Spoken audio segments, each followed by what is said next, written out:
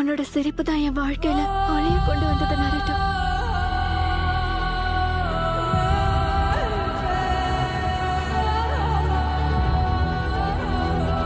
ஏன் தெரியுமா?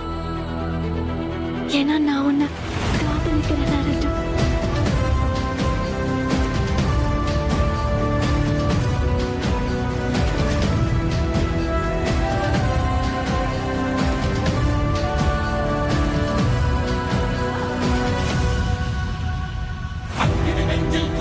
எரிமலை கட்டினை கழட்டும் ஆத்திரக்கார அந்த குருதி அடிமுடி வேரில் அடலை திரட்டும் தைரியக்காரன்.